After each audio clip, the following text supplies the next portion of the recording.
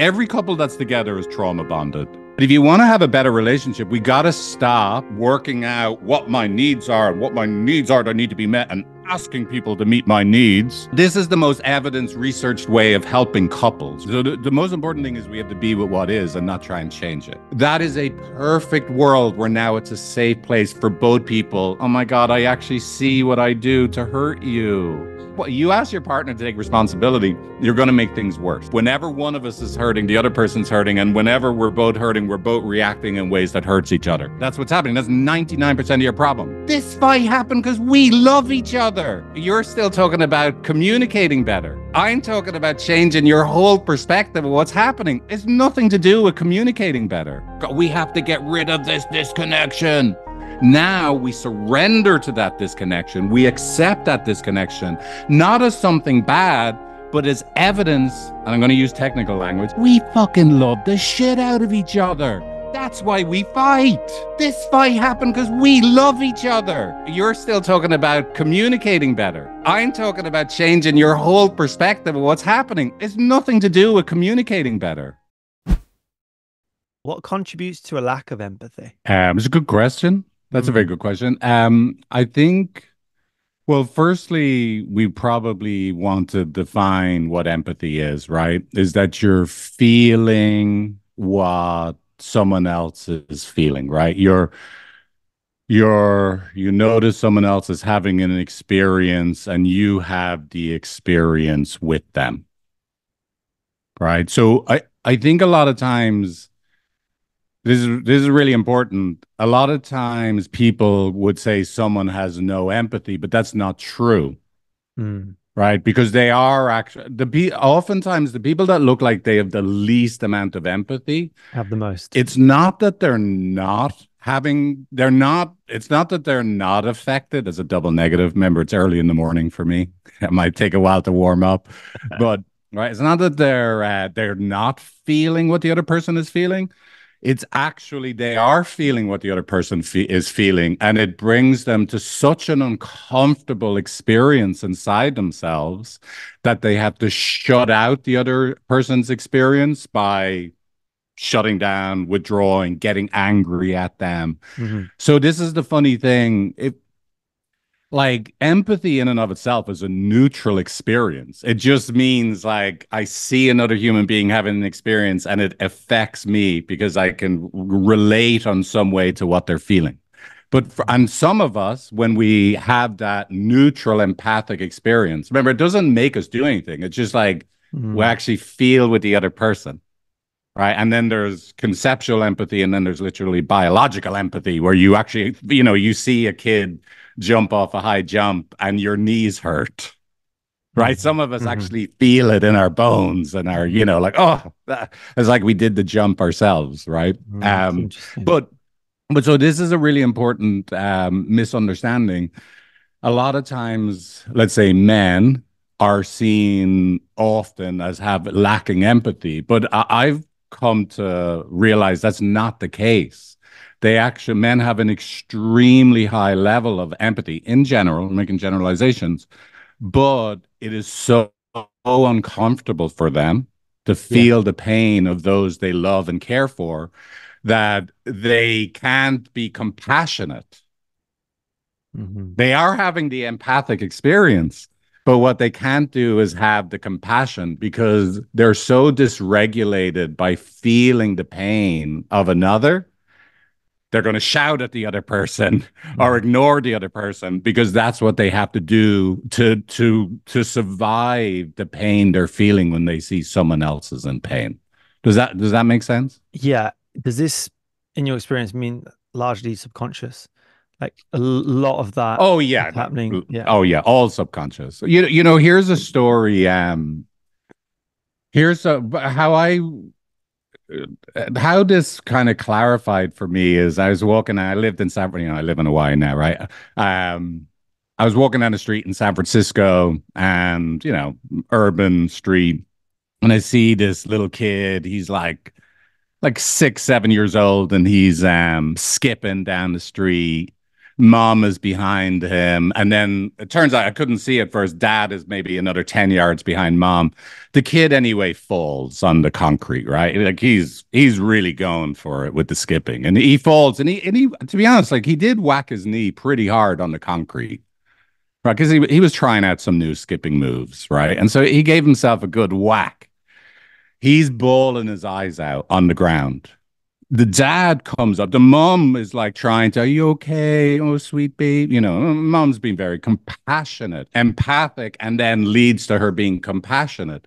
The dad walks up and goes, get up.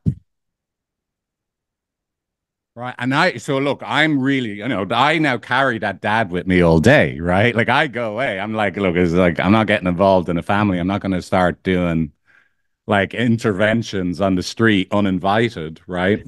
But so I'm carrying this dad with me all day, right? I'm like, what a dick. What a dickhead. Right? That's what I'm thinking all day. And so I need to resolve this so that I'm not suffering. And so I do the deep dive. So look, what's going on for that dad? What's really going on? Well, here's the thing. The dad saw his son fall, saw his son is in pain, he actually really felt the distress of seeing his son in pain and feeling emotions that he's not okay feeling inside himself. So he actually had an empathic experience, Yeah. but it's what happened next where it gets broken. Because it's not okay for him himself to feel vulnerable and hurt and sad and express it. He then, he blames the son for getting him all unconsciously, right? Yeah. He blames the son for getting himself, the dad. The dad just got in touch with feelings he's not okay feeling. And so he's angry at the son because your other people's job in the world is to make sure I don't feel feelings I'm not happy feeling. So if someone falls Mm. and is hurt, right? Again, so really important. It's not that the dad didn't feel empathy. He did a lot, too much for him, too Mm. much empathy. And it put him in an impossible place that he had to get away from those feelings. So So, anyway, so that's where, oh, go on. would this Sorry. be the same if he was void or what would seem to be void of feeling and just pay no attention to it? Would that be the But same? look, yeah, but that's what I would say. But look, of course, are there some people that are literally incapable of feeling empathy and they really just miss it physiologically, right? Of course, right? But But it, I don't think that's true for most people. Let me yeah, just, you're saying, like, let's say he would look just devoid. Well, just think about it. Being devoid of being affected is a very intelligent way to make sure you don't feel feelings you don't want to feel. yeah, Like so, disassociating, yeah, right? they're just flavors of ice cream. Shouting at your son, "Get up!" is chocolate. Being devoid of being affected is just vanilla. But they're both ways to keep yourself out of being affected and feeling really vulnerable feelings in the world. So lack of empathy, again, are there people that are, but it's such a small percentage that are truly physiologically incapable and mentally incapable of, they're not capable of having conceptual empathy or physiological empathy. Sure, but again, one of my pet peeves is people are diagnosing each other as there's something wrong with them all the time, right? So let's just Yeah, assume that's not the case because it probably isn't the case. Excuse me. yeah. It's not this audience. Don't worry. But yeah, good, good. So good. That's good. So yeah, most like when you look at someone and they look unaffected, right, or devoid of being impacted by what's going on around them, that's just an organism's survival strategy. They probably had to deploy it very early in life. Mm, And now they just don't, they actually think that's who they are. But for most people, that is a secondary creation. And then a little work on, being curious about yourself, exploring, slowing down, being with what is, not what you're supposed to do. Like, we can undo a lot of that stuff, you know? So, So, as the yeah. partner, as the mother of the child who's married to this man, Yeah. then Yeah. Yeah. um what would her invitation be to start to knock at the door and to bring out more of a functional empathetic man? Well, that's good. So it's a good segue into so what do we do about conflict, right? So the Hmm. most important thing is we have to be with what is and not try and change it. So if you notice, your question is, what can we do to change him, right? And so it's a Sure. little bit of a oxymoron, Can you right? read this book about Like empathy? I need you to read it. exactly, yeah. And so it's a really tricky to work on.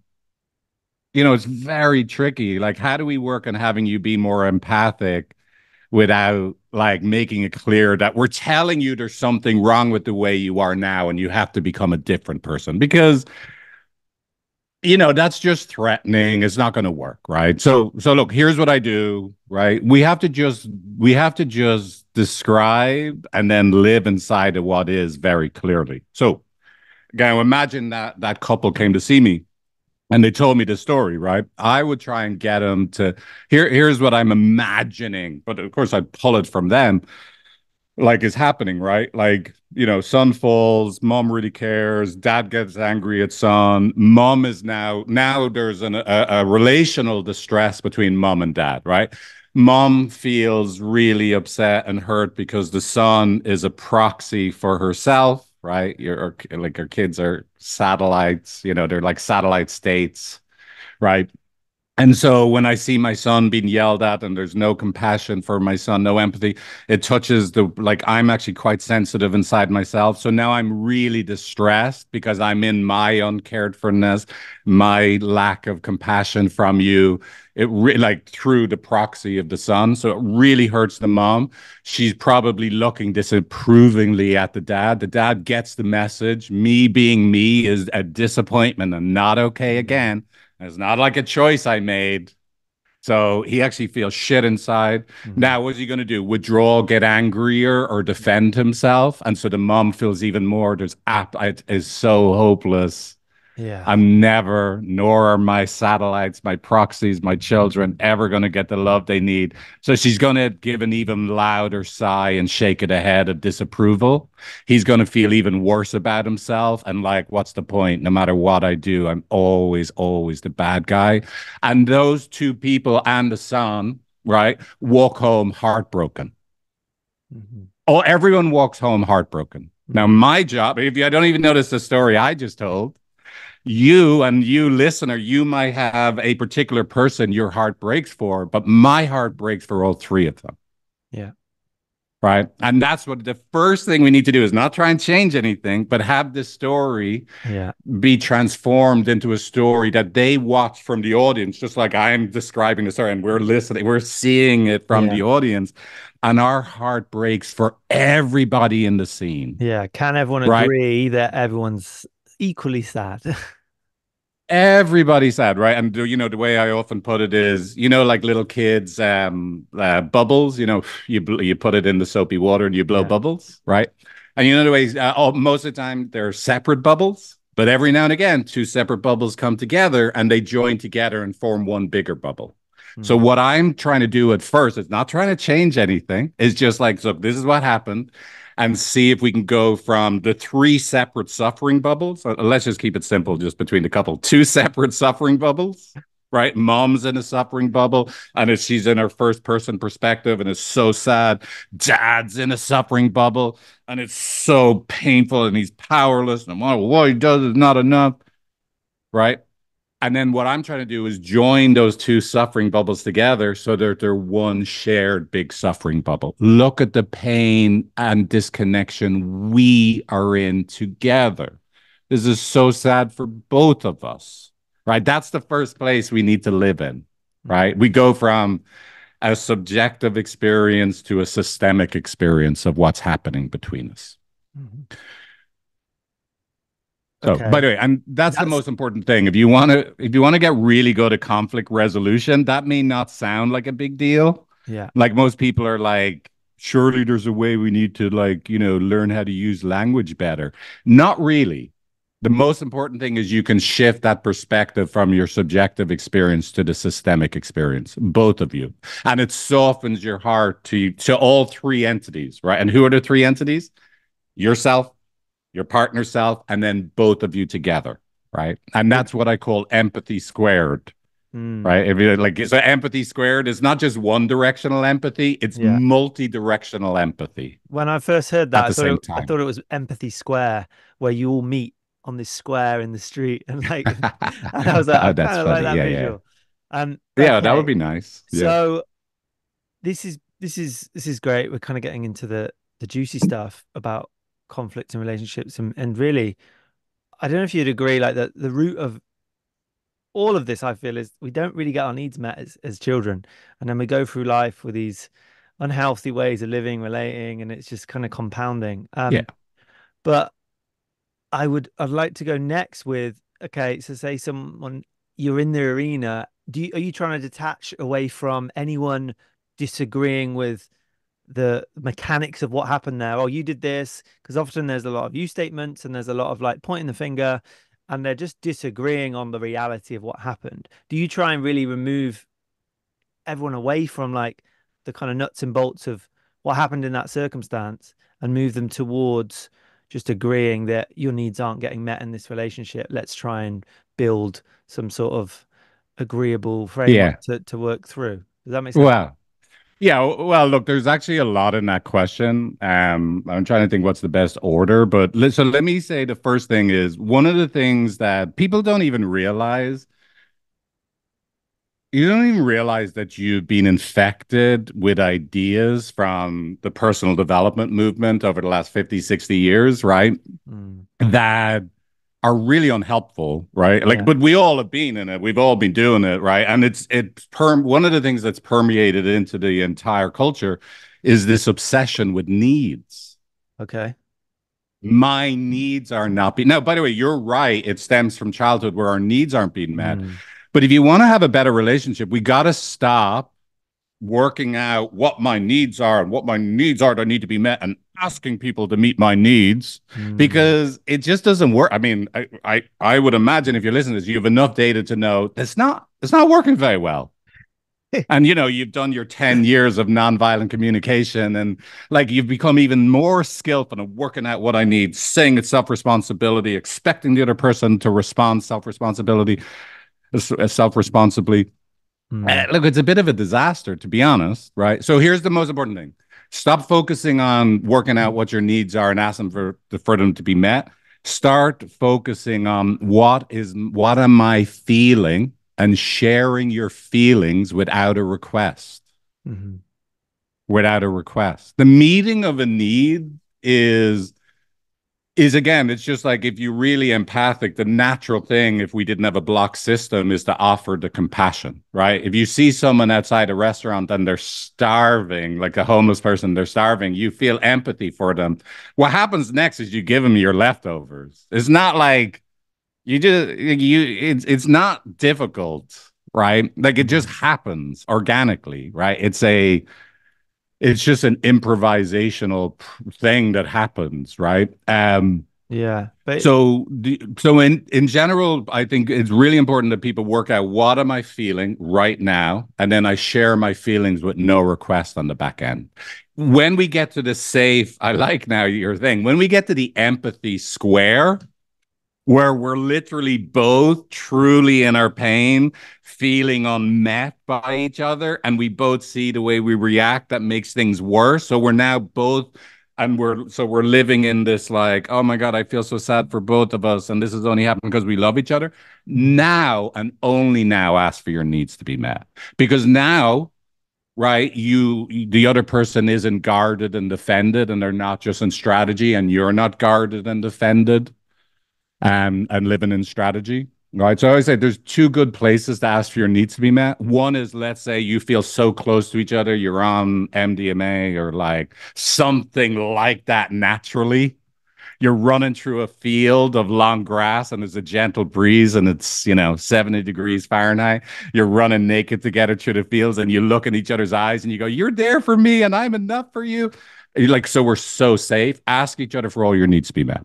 Mm. The other good place, which unfortunately is more likely the place we have to be able to work on getting to, right, is I am hurting so much. I'm feeling so unmet, and everything inside me wants to rise up and ask for my needs, protest my needs not being met from the defensive place, the reactive place. The other person's the same. I'm in the impossible place. I can't find my way back to you. I'm disconnected and I want to rise up and protest not being met. But we both are in the empathy square and Yeah. we stay down and we're able to reach out from the agony and the pain. Will you please love me? I'm not even sure I deserve it because I'm hurting so much. I'm worried I'm too much for you. Right. So the second place is when you're in pure self story of the pain I'm in, and this is my pain, and you reach out from that well of unbearable aloneness or that well of unbearable not enoughness or too muchness. Ask from down there. Hmm. And Yeah. so So the picture you described around just being in love with each other and just fully, you're there for me, I'm there for you. Sounds like the beginnings of a relationship and what we experience. We think they couldn't possibly do exactly. anything wrong because we Yeah. haven't built up any resentment, any story around what they're doing and what they're doing wrong in our eyes.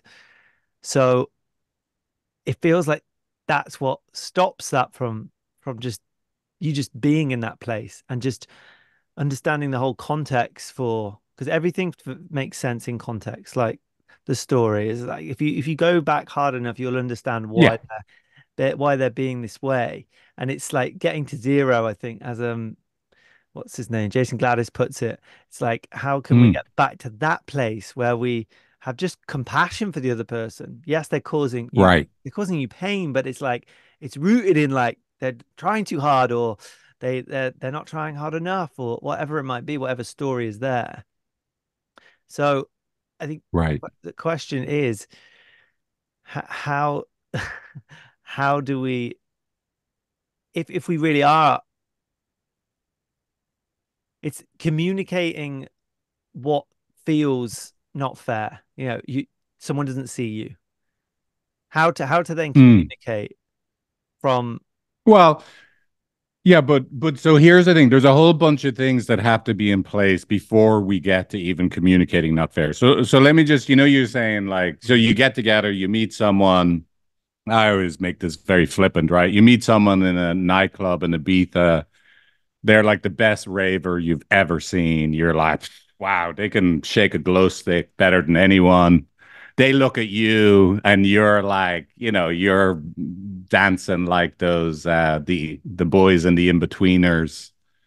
They're like, wow, this fella's amazing, right? Or, if it's boy, boy, girl, girl, doesn't matter, right? And so you get together because you're like, we're totally right for each other. Mm, And you're meeting each other's needs. I'm there for you. Like I finally got the one to be there for me. And they're feeling like, oh, I'm finally enough for someone. And you go along your little honeymoon, 1 month, 6 months, 18 months, right? But then eventually all the attachment, right? Emotional bonding, you actually become truly, deeply, biologically attached to each other. And what does that mean? It means that now your bodies are really, really clear. Your organisms are really clear. You are now the person on this planet that my body says you're the one that I need you to be there for me to be okay. Right. And the other person is, I need you. And of course, both people can have both of these questions. I need to be enough for you to be, for me to be okay. So then you're driving down the road one day on your way to your next rave, right? And one of you says, oh my God, I just remembered this story of my first ever rave when I was 16. And the other person's looking at the window having a daydream. And the person telling the story is like, were you not, were you not listening? Right. And what they're really saying is, wait, this is really scary. You said you'd always be there for me. And I thought you were the one I could trust to always be there for me. Were you not here right now? So it's not just that you're having a daydream. They just touched existential terror that my person, that I'm not okay in the world if they're not here. I just experienced they're not here. And it gets multiplied by all my past experiences of experiencing not here-ness by my person.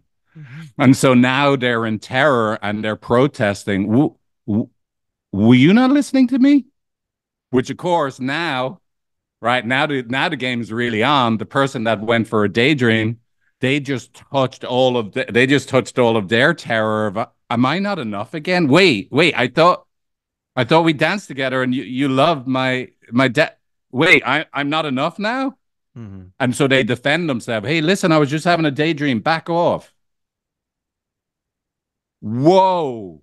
So you saying like you're not going to be here for me and then you're going to be upset with me when I'm hurt about it? And so now what comes out their mouth, they're going to confirm, no, you really are not enough. Mhm. You would betray me like this? You would set me up for 18-month honeymoon telling me I'm enough. And now this, when I look out the window, you're too much. That's the one.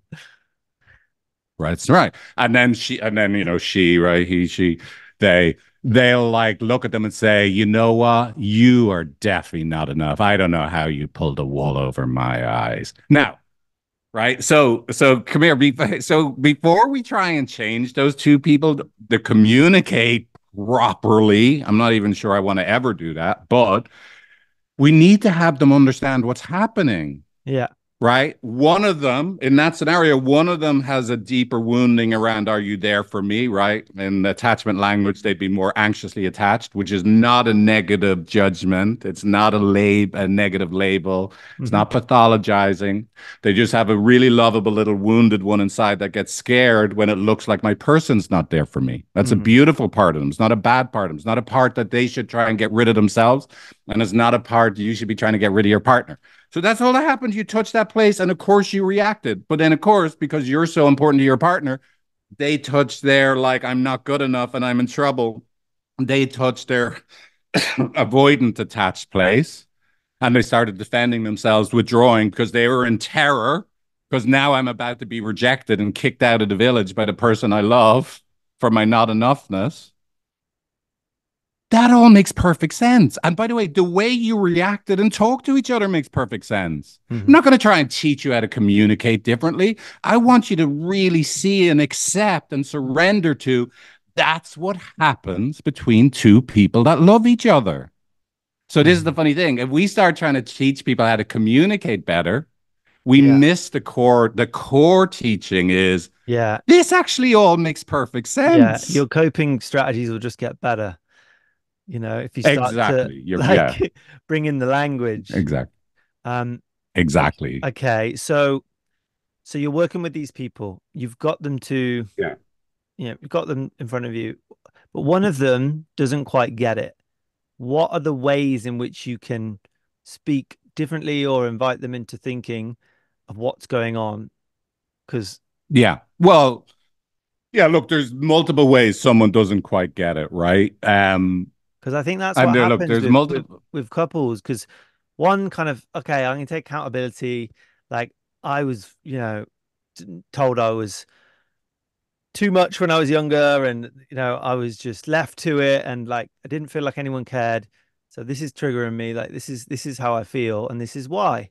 But then the other person is not taking too that much accountability for their side of reacting in a more Yeah. emotional way. Well, yeah, but therein lies that is so here's the funny thing that the person that thinks they're taking accountability is more of the problem than they realize. Because even if you just think what you're Ooh, saying, right?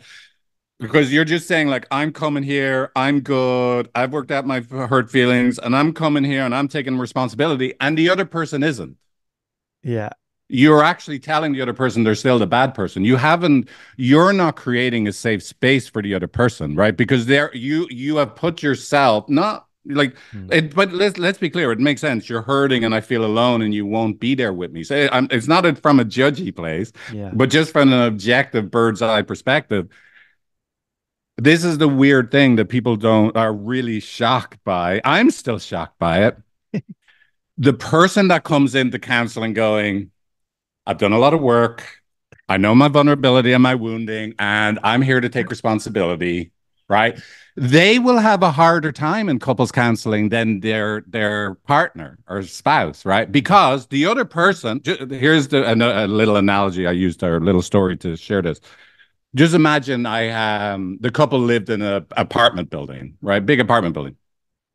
One member of the couple lives in the penthouse suite, right? They have done some work on themselves. They know their feelings and their childhood woundings, and they're willing to take responsibility. So they're sitting like they're drinking martinis, and there are other people like them in penthouse suites, and they talk to each other through the "I'm the good one in a relationship" grapevine, So having a right? And pity they party. exactly right how good I am and how crap my partner is.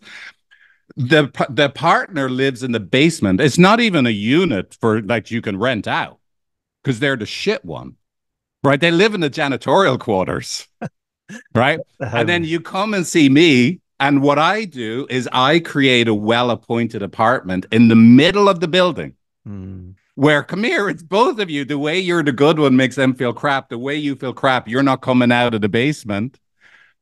Who do you think has an easier journey? The yeah. person that has to come down from I'm the good one and I'm the one taking responsibility and the other person won't? Or the person that, Jesus, I'm shit and you're telling me now I'm only half the problem? The person in the basement is first up the stairs. Whereas on the outside, you would think the person in the basement, oh, they're not. They might even think themselves, oh, couples counseling is not for me. Oh no. They'll have a much easier time in couples counseling than the good one living in their penthouse. Hmm. Yeah, it's such a visceral example. Yeah. So, Mm, so look, so that's the first thing, right? Look, it's both of us. We have to, I always say this, it's a four-door advent calendar. We need to have all four doors. You're the two doors where you're both hurting when you feel unmet. Two more doors, you both have ways of reacting that you actually may like the way you're reacting that are yeah. really painful for the other person, right? Just, Yeah, just like it's a someone that's moment like, for you to shine, essentially, and tell them how much you know about your own emotions. exactly, exactly. And you can't see the actual impact you're having, right? Like someone that, like, I've done all this work and I'm going to do it. And I'm really trying to be an example of how you could be a better person. And look at the way I'll take responsibility. I'm waiting for you now. Like, just imagine what it's like to be on the receipt. Imagine like a kid that grew up in a home where that's what it was like. That's emotionally invasive. Imagine that's what your mom or your dad was like. I'm an amazingly good person. I really hope you'll be a good person like me one day, son or daughter. Mm, Right? It's like, holy fuck, this is oppressive. What are you going to do? Stay in the bloody basement, right? It's not safe out there. It's not safe out there. And of course, that's the thing. The other people can't like it's real. If the way you react when you're hurting is you scream at someone, that's really easy to see. Even though there are still some people that they love the way no one pulls one over me, and it takes a bit of work to get them to go. I'm not sure if that's the best way to walk through life, mm. like making sure you don't get hurt by putting people in Yeah, arm bars. I'm feeling But there quite are more sad. subtle ways. I'm feeling quite sad because this is most people's realities. Like it really is. Yeah.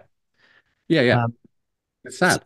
yeah, I mean it is a reality. People cope, don't they? Like you have a lot of people coping with these things, and they end up just pushing it down and suppressing all this stuff because nothing seems to work. So they Exactly. just keep on to get along.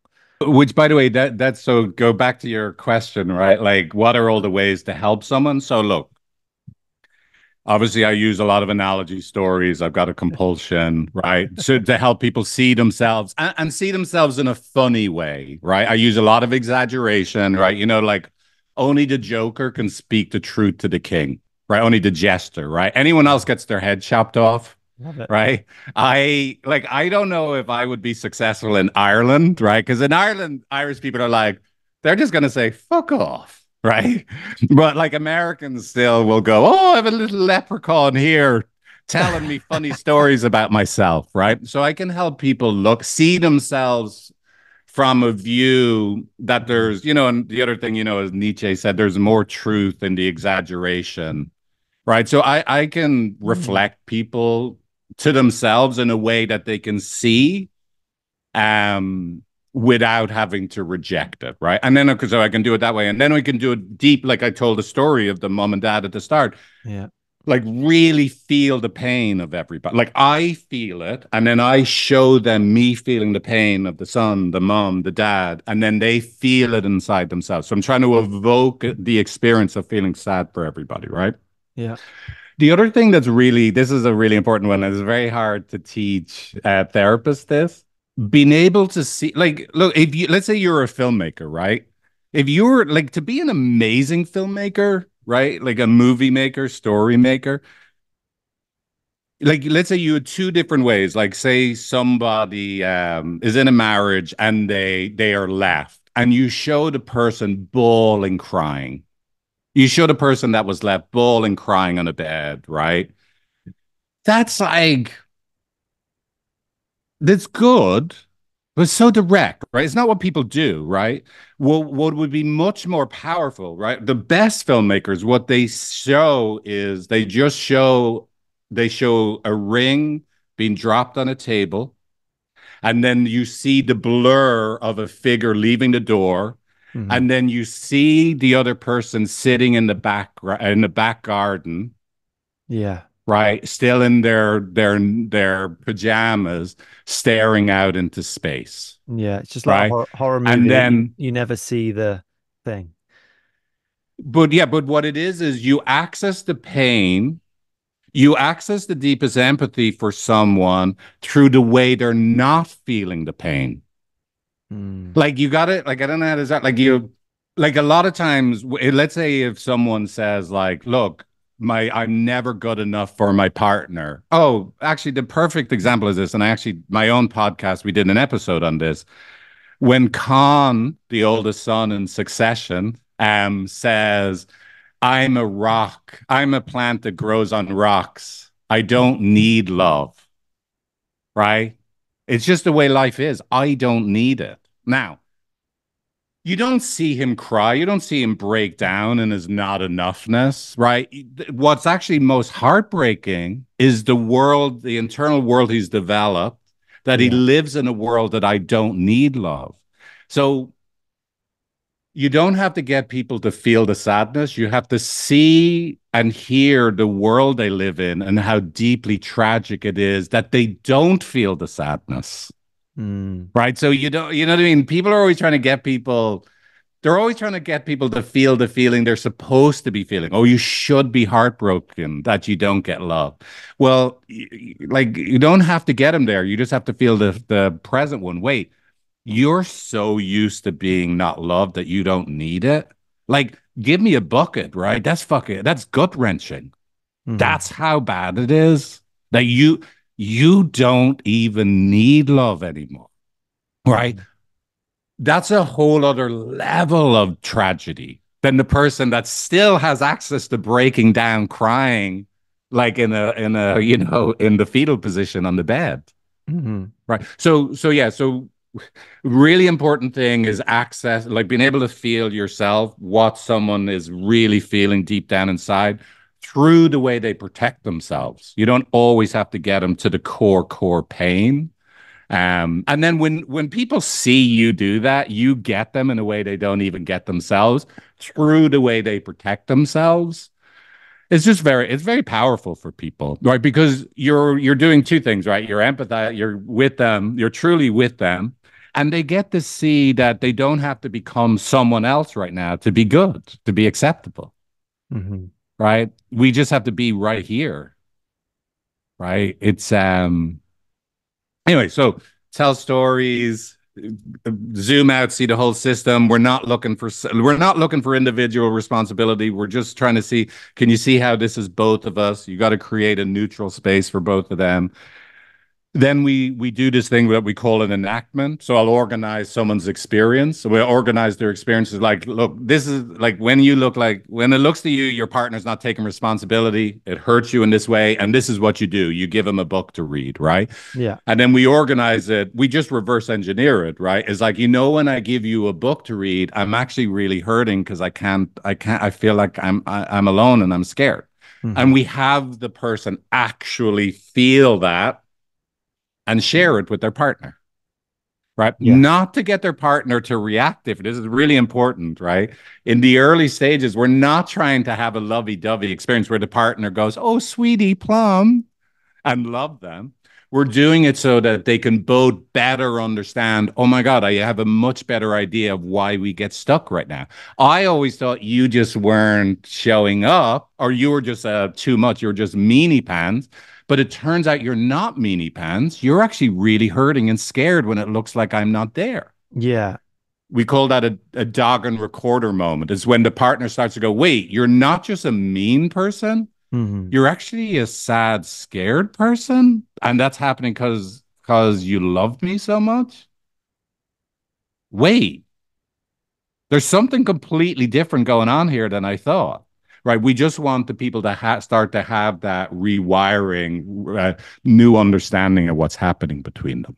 Yeah. So the mission, it seems, is to just communicate what's going on in here without any expectation, or trying to subconsciously or inadvertently manipulate them in a way. It sounds a bit much, but manipulate them to give you compassion, or like to try and get Or them to, you're talking about me, what I'm doing.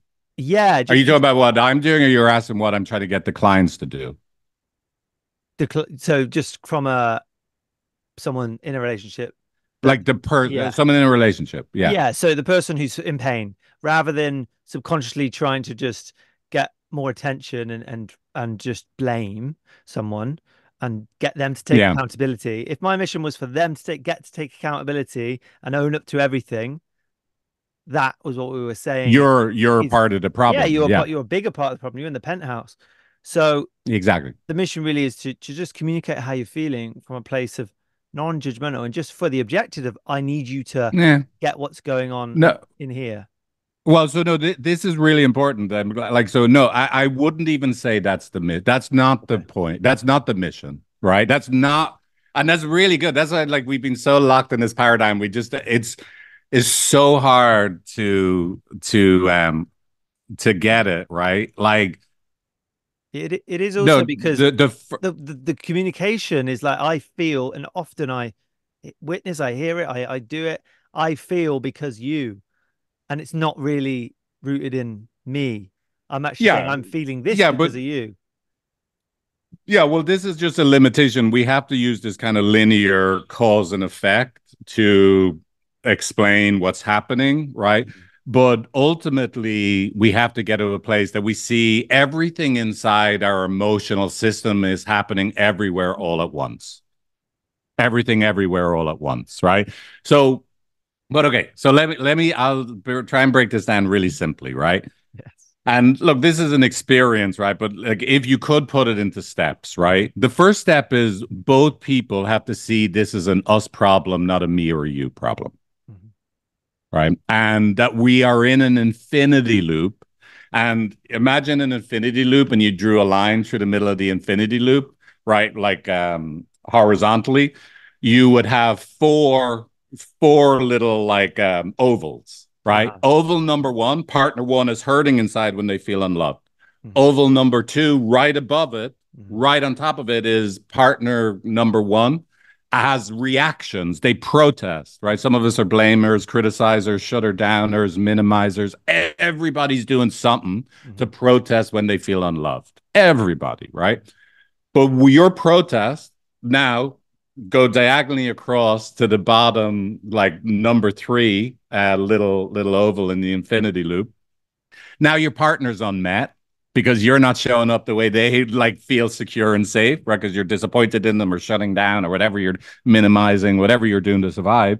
So now they're hurting, feeling unmet, and now they react and protest, which of course causes you to be back in number one. And so that couple then goes one, two, three, four in an infinity. One, two, three, four, one, two, three, four, one, two, three, four, one, two, three, four, one, two, three, four, one, two, three, four, where and so everything is happening all at once. Now I explain it linearly, like one happens first, two happens second, three happens third, four happens, but actually one, two, three, four are all happening all at the same time. Mm. It's both of us. We're both hurting at the same time, and we're both hurting each other at the same time. But yes, so So that's step one, right? That like it's both of us and we are in an infinity loop. Whenever one of us is hurting, the other person's hurting. And whenever we're both hurting, we're both reacting in ways that hurts each other. Stun. That's it. Perfect. That's what's happening. That's 99% of your problems, right? Then we have to make that a living, breathing experience where we actually can feel the vulnerable feelings and share them with each other in order to deepen our understanding of it's an us problem, not to get our feelings met.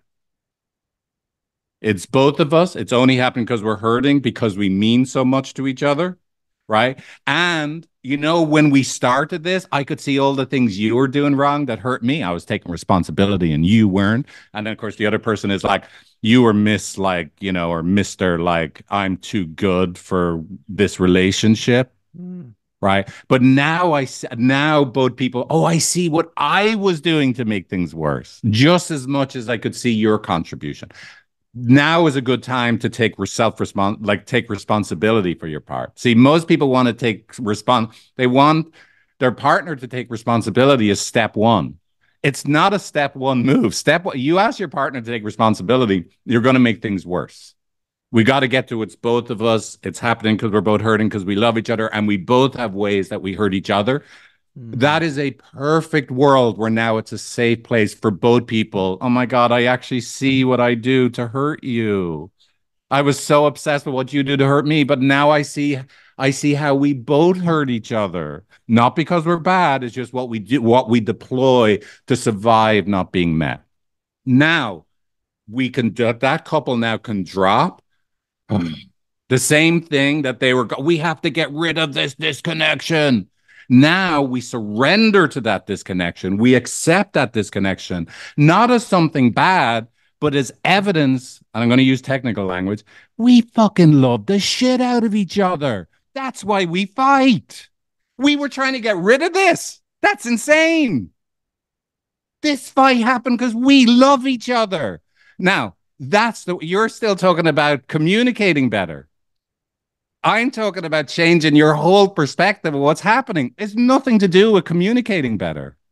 If you got to that perspective shift, you don't have, you need the communication skills of a 2-year-old. Mm. Come here. No, you come here.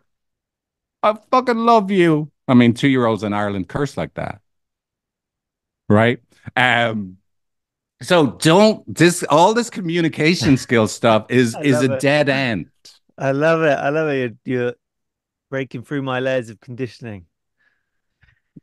Well, I'm trying, right? And by the way, that's why I honestly, no offense, right? Probably most of the people listening to this are self-development people, Yeah. which I work with and I'm happy to, but I like working with normies.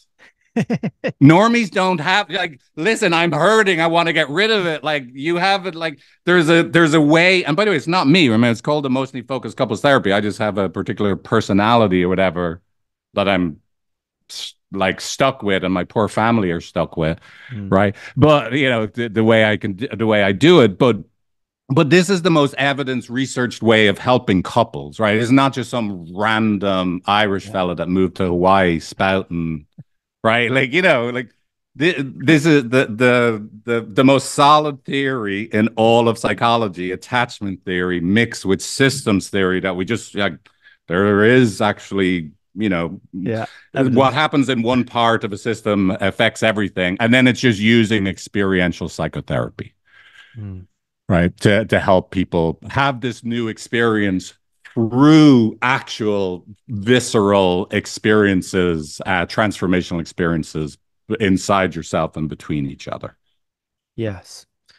Beautiful. It lands and it resonates It's great, hard. That's why it works right? because it's kind of, Don't worry about communication skills. Let it go. Let it go. I can't. Makes me feel so good. Yeah, yeah. Well, and by the way, and I don't know if I've talked about this on other podcasts too. Remember, I used to live at Esalen. I don't know if you and your listeners are familiar with Esalen. It's like it used to be called the Harvard of the human potential movement. It's where, you know, existential Western psychotherapy met Eastern thought. The Beatles are there and all the Indian gurus. And I lived there for 18 months and I became unbelievably good at nonviolent communication. Like we Yeah, live it 24/7. It's I've heard called you talk about Gestalt this. communication. Yeah, yeah. Yeah. And so, but here's the thing. I didn't do this on purpose, right? But I ended up becoming like you referenced this earlier. I just became better at being a dickhead. Mm, I was so good at communicating responsibly that I now had even bigger expectations of how other people needed to show up for me. And I was able to keep myself, my competency kept myself removed and out of intimacy. mm, Right. So, look, yeah. yeah, look, I'm one opinion. Communication skills are just not that helpful. Right. You can build communicate, like the order matters. The foundation is this perspective. Like, look, we're just fighting because we love each other. It is what it is. It's just attachment. Right. And then two incompetent people can be vulnerable together. Competency is the enemy of intimacy. Mm, yeah, I love that. Don't get really competent at communication because you'll mess yourself up, and it's so sad. It's not what you intended. No one does it on purpose, right? Mm. Yeah, I feel at the root of obviously the intention's pure. It's like I want to Yeah, take ownership for my stuff. I want to learn how to, not put everything that I'm experiencing on everyone else. And it's kind of like and yeah. messed up and all that. So once you've got these people from this beautiful, is that anywhere, by the way? Is that diagram anywhere? And you've got Yeah, yeah, we can send you the infinity loop. And by the way, we built we have a quiz that we created. It's totally free on the empathy.com, not an advertisement. Like we built it 8 or 9 years ago. sure. That you can any of your listeners can go to empathy.com. You take a quiz, it'll tell you what your we use very loving language, like your emotional bonding type. And then if both members of a couple, or you take it twice as yourself, and then as like a you then take the seat of a partner, take the quiz again through the invite you send them or Mm, send yourself, then you end up getting this whole that we you get the entire map spelt out for you, mm, right? Personalized to your answers. Like, what are your vulnerable feelings? What's your unmet needs? What's your negative view of self? What's your negative view of another person? What's your reactive emotion? And what's your action tendency?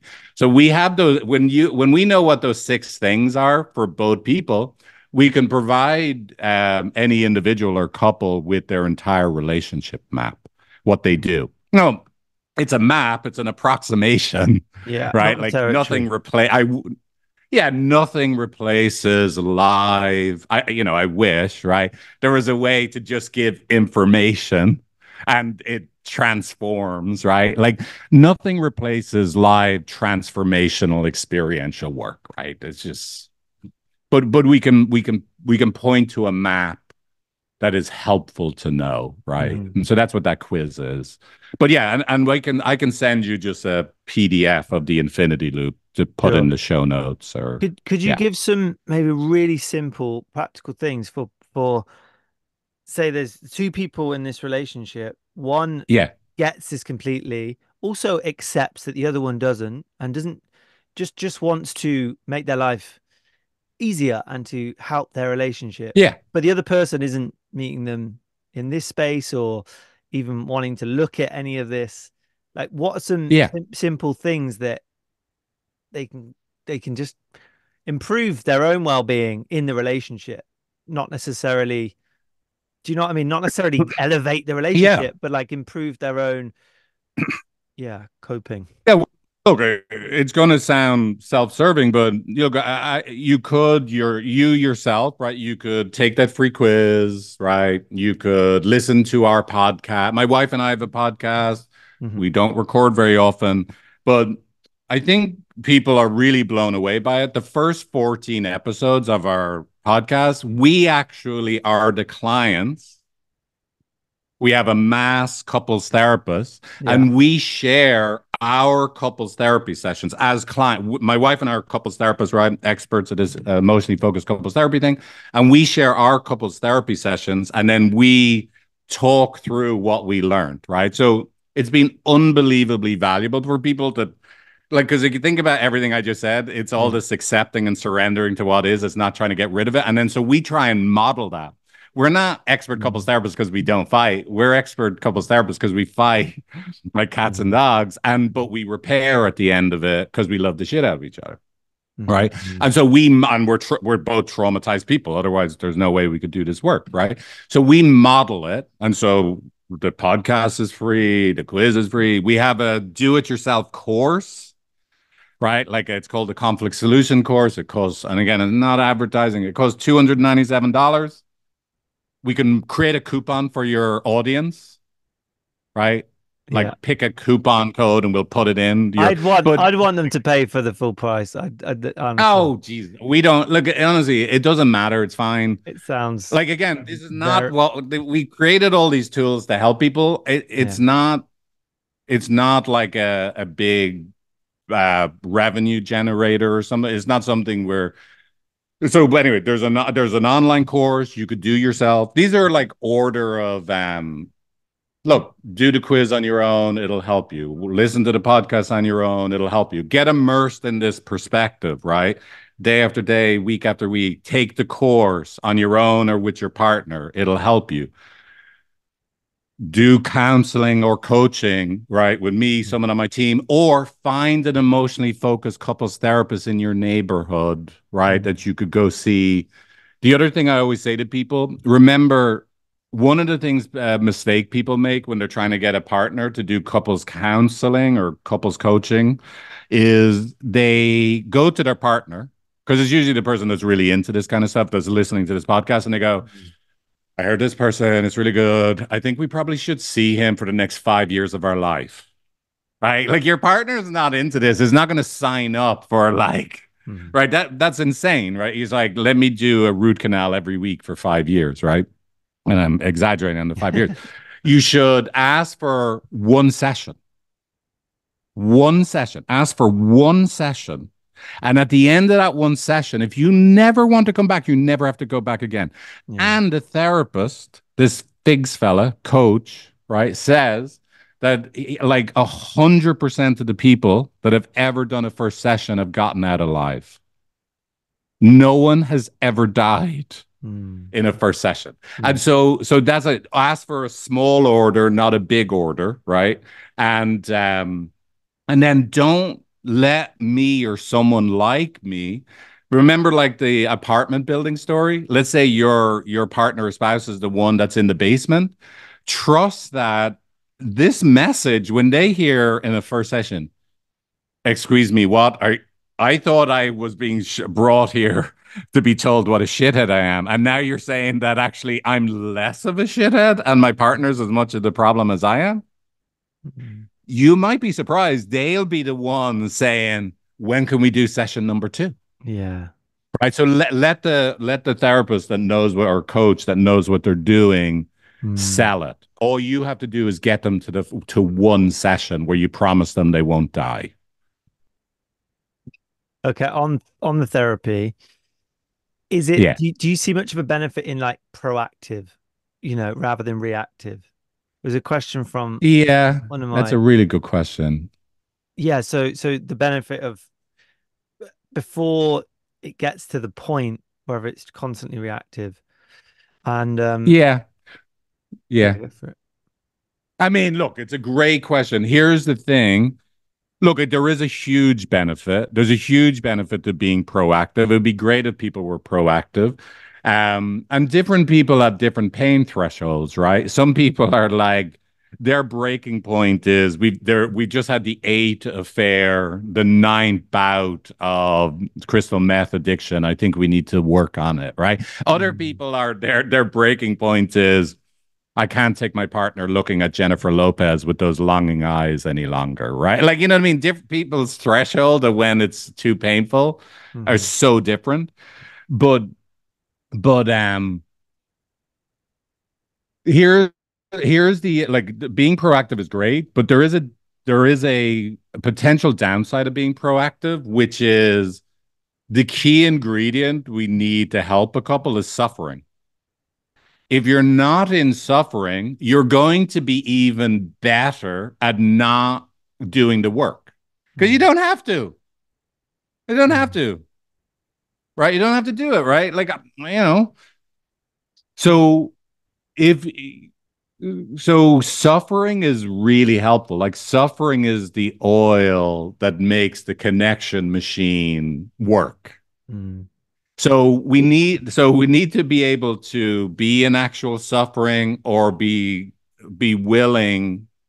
You don't have to be immediately willing, but through the process, be willing to at least imaginally journey to the places where I could feel abandoned, rejected, I'm not enough, too much, and I get threatened in relationship and intimacy, right? Like we got to go to the suffering places, right? So, Yeah, I guess the same question could be around being not being in a relationship, but being proactive about it and learning this oh work. And yeah. it's hard. Oh, you definitely should. Yeah, yeah, of course you're gonna benefit, but until you're in a relationship, can you really like tackle the big things because I guess they surprise you and you have a subconscious, you know. Yeah, but this is where no, look, absolutely, right? But again, here's the thing about, experiential psychotherapy is there's a lot of stuff we can, and by the way, part of what I love about couples counseling is it's not a conceptual thing. The couple are gonna, look, if a couple comes to see me, you're gonna fight in real time. Like Mm, maybe the first session, you're going to be very nice. Oh, hello, thank you, good to see you. We heard your podcast, right? But eventually, you guys are going to like take the gloves off, and you're going to do it. You're going to do your thing live, which is brilliant because we get to work on it for reals, yeah, not like conceptually. We yeah, get to de-escalate real life, like what I get to do as a couples therapist. You know that couple, the first story about the couple. I get to work with that couple in real life when that's happening, like right now. yeah. Do, Like get up off the ground. do you get a Don't lot be of a mean do you get a person. lot of people saying to their partner on the call, you're putting on an act. This is not how you act in real time, and then that causes the kind of Yeah, I mean that, yeah, absolutely. Yeah, that comes up, and sometimes they don't say it directly, right? And look, that's a thing. But yeah, yeah, but again, the good news is your partner's so important to you, right? That you're going to get activated in a way that all of your strategies won't work. And remember, that's part of my job. Is like we'd use this gesture. If you're listening to this, I'm pressing my thumb and I'm twisting it. hmm, Like, look, what I do is I find wounds and I press on them. mm, Like the chances of you being able to keep your shit together and then no one's ever going to come see me and not get into your reactivity because you're hurting like week after week after week is highly unlikely, right? Because look, you either come in pain and suffering and it's happening right now, or I'm going to have to take you there. And it sounds very arrogant. I'm going to do the very best I can to get you to the pain. If you're a human yeah, being, you're suffering and you have ways of avoiding suffering. And so I'm going to try and have you be living in that experience in real time so we can start to help you really know yourself, get some love in those places that are hurting, see your reactivity, see the impact your reactivity has on others from a very loving place, yeah. right? So I'm just going to press and press and press on the pain, right? Until you break. No one ever will see me. Do you But do you um feel yourself but getting more blunt as the years go on because you have surmount the evidence to prove all this? I feel like do you I just find you just I know. tell you, yeah, I mean, blunt is an interesting word. Prob maybe, but I tell you what I think is funny in my clients sometimes. I often say when we get to places they're real, people are really hurting and they're really fighting, I'm like, oh, good. The client, like oftentimes people are kind of Mm, like, I'm delighted, right? When mm, we get, because that's where look, if we're going to make a significant change, we got to roll our sleeves up and get dirty and mucky, and so mm. sometimes my enthusiasm for pain and suffering can be a bit Yeah. shocking for the clients, right? But I guess But it's trying to get them to feel that too. So when they get curious exactly, about the suffering and they're absolutely, like, "Oh fuck, yeah, this is actually what we need."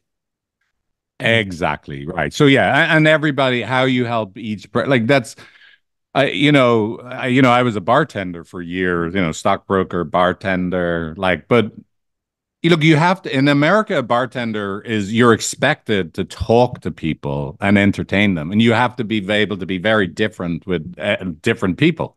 Mm. right? And it's the same. Look, what I love about being how to access how to work out the puzzle of every couple, how to access each individual that they feel safe, that they could feel accepted in their reactivity to the point that they I could then help them access and feel their vulnerability.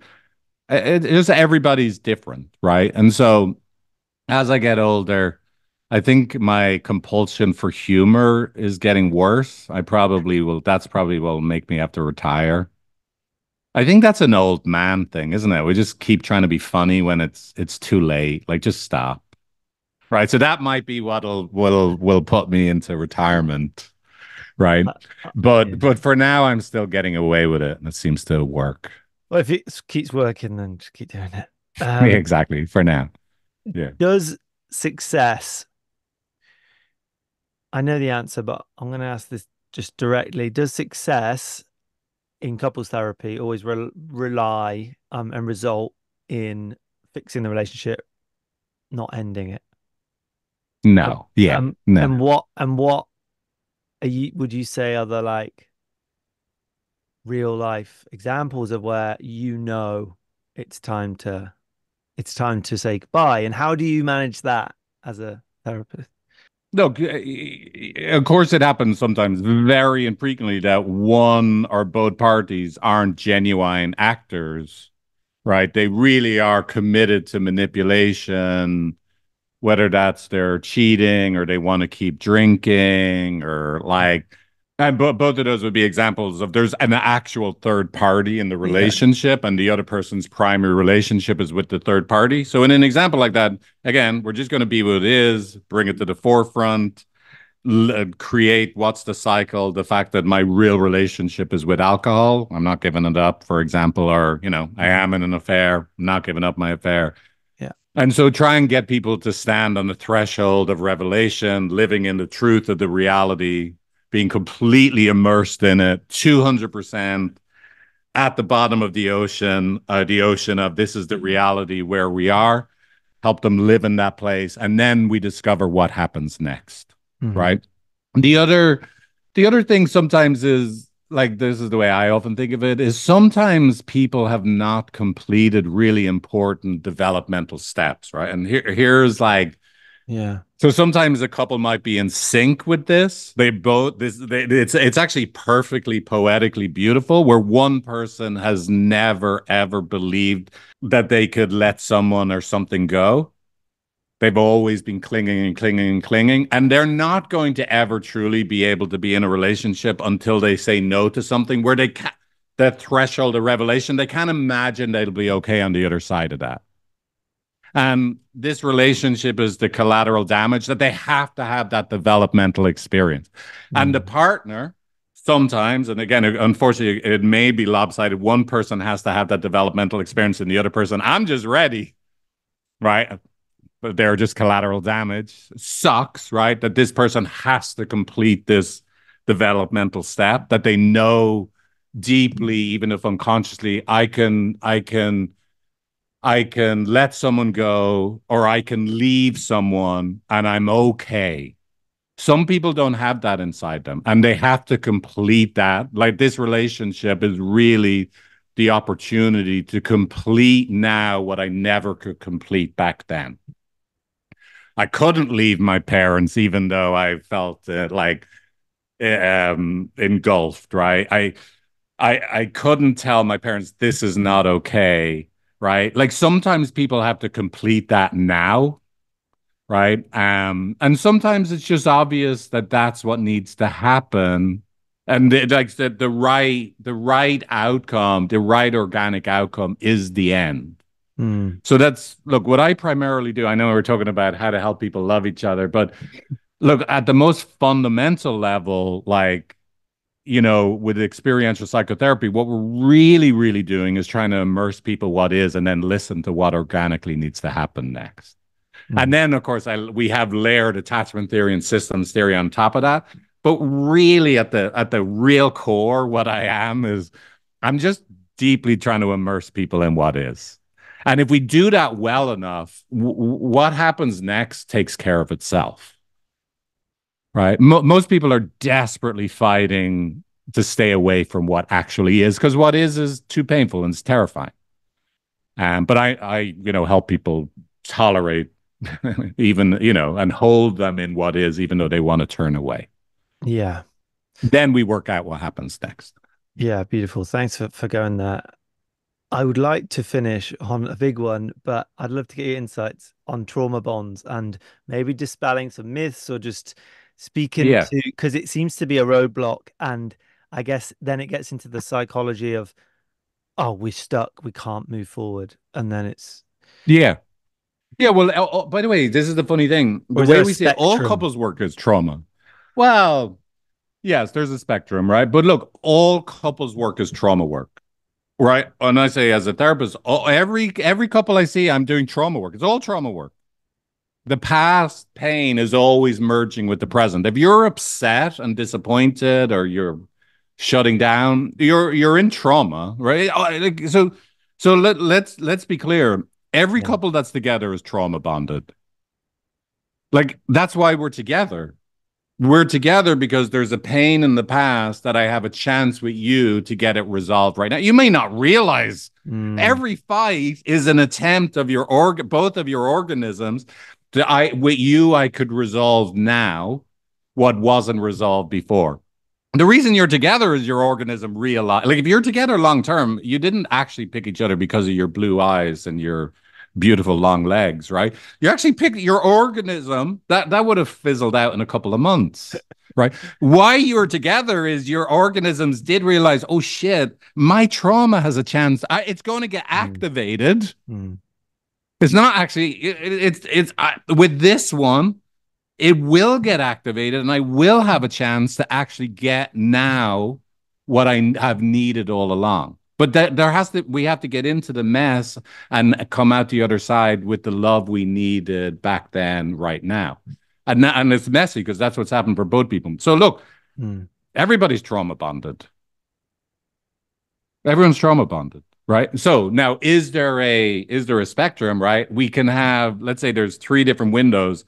One is we're both like, so you want to be able to be inside your window of tolerance, right? That we're both getting traumatically activated. Of course you are, mhm, but we're able to actually work together to resolve it, right? Like we want to be able to get inside our window of tolerance. Now, if you first are with someone and you're not inside your window of tolerance, it doesn't mean it's terrible. It's just like if your blood pressure is too high, it doesn't mean it's going to stay high forever. Like there are things you can do to get it back inside your window of like health, right? So you and your partner meet each other again. You're raving away, and then you traumatize the shit out of each other. Well, time to do the work. That's why you're together, and we have an opportunity. Now, if it turns out after doing the work, hey, listen, we both are just like this is just way outside both our window of tolerance, and we have to tragically say goodbye to each other, right? It's really sad, mhm, right? But and then of course there are other people that they're on the other side. It's still traumatic activation. They're not hyperactivated or hypoactivated. Both people are asleep together watching Netflix, right? They're like, but that's its own type of traumatic activation too, right? And then of course, mm, most of the time, one person is hyper and the other person's hypo. One person's like, can I just, everything's okay. Can I always get Netflix? And the other person is, it's not okay. It's not okay. Right. And so, but yeah, so yeah, all long-term relationships are trauma bonded. mhm, So accept it, surrender to it, and know it's only happening because you both have these beautiful little vulnerable parts inside of you that got hurt long ago and they're just trying to resolve it right now, but you're both the way you both try and resolve it right now, you keep hurting and scaring each other, you poor little divils. If I was there with you right now, I'd put my arm around both of you and I'd hug both of you and I'd tell everybody else, keep walking, folks, there's nothing to see here. I just have two people that love each other, that scared each other, they're going to be okay in a minute. Now, again, imagine if a couple lived inside that world that I just painted. We just get scared. We love each other so much. Yeah, it's an right? example. That's the It, work. it's like the child within them. It's like you're hugging and embracing that child within each of them. Yeah, and telling the protector parts, I really get why you're here. It's okay. No wonder you'd be burning their passport. And you, I get why you Put tried to down the leave to sword. 10 different Put down the countries. sword. Exactly. Exactly. But I get why you pick it up. I'm not going to blame you or shame you Ah, or put you down. You're just really scared. Both of you are just really scared. And then look how scary you become when you're scared. Scared people mm, scare people. Scared people scare people. Yeah. yeah. It's really sad, right? Um and so that's how we can I always do this gesture, right? We can take their limbic system. We can take two traumatized people that are scaring the shit out of each other Yeah. and soothe their little nervous systems and limbic system. It's okay. It's okay, guys. It's going to be okay. You just love each other. So that's the work, right? And they deserve, that's what they need. That's what they need. They don't need to learn how to behave better, police themselves and each other. That's the shit that most people are dishing out. And by the way, and most people they want to be told how to be a better person. They want their partner to be told how to be a better person. And it sells. People want to be beaten and treated poorly, and they want their partners to be treated poorly, but it doesn't help. Punished. We gotta love ourselves and love each other Mm, um to resolve trauma. I beautiful. like, Gabor Mate, right? He's just like, listen, the cure for substance abuse is you just have to love, you gotta love people, Yeah. right? Is quite simple. It's all trauma. Yeah. So Thank you, man. Appreciate your yeah, thank you. passion, your dedication to do this early in the morning. You've certainly woken up. I hope this helped. Yeah. I'm a good Irishman. I had my Barry's tea. I had a cup of tea already. So yeah. Beautiful, man. Yeah. And would you like to leave Thank you. anyone with anything in particular, where to point people to? See the quiz. I'm definitely taking that one. Well, yeah, just empathy.com. And then I think the quiz is empathy.com/quiz. With an eye. And then like oh yeah, empathy with an I in the end, not a Y in the end. Yeah. Um, and then that's it. The podcast is Come Here to Me Yeah. podcast.com. Um, but yeah, I'm very lucky. I love what I do and I love talking to people about it. Mm. So thank you for listening to me. My wife and kids are done listening to me. So this was very nice for me. Someone would listen to me for a minute. Thank you. Come here. Exactly. Come here to me. Come here to me. Love it. Okay. Thank Thank you, you. man. Well, lovely. Thank you so much. I really appreciate being on the show and yeah, lovely talking to you.